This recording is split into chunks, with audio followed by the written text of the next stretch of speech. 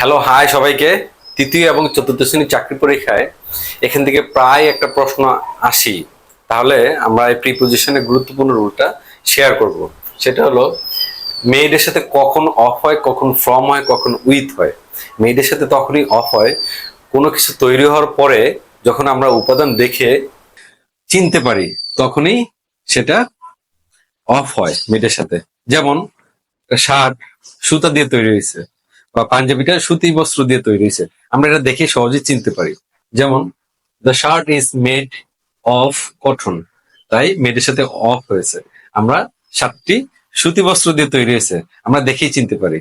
আবার the chair is made of wood, chair বা table কাঠ দিয়ে তৈরি হয়, আমরা প্রায় দেখেই চিনতে পারি যে এটা কাঠ দিয়ে তৈরি হয়েছে, তখনই মেয়েদের সাথে অফ হয়।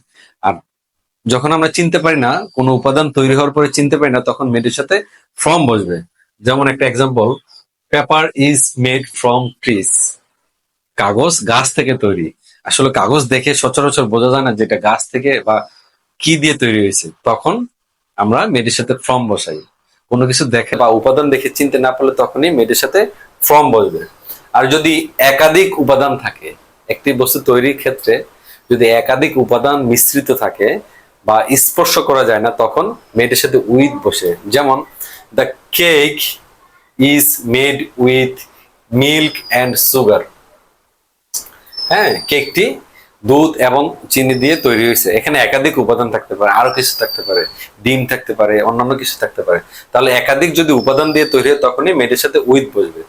আর যদি স্পর্শ করা যায় না, কোনো কিছু তৈরি হওয়ার পর যদি উপাদান স্পর্শ করা যায় না, তখন মেয়েদের সাথে উইথ বসবে। যেমন the cake is made with love, কেকটি ভালোবাসা দিয়ে তৈরি হয়েছে।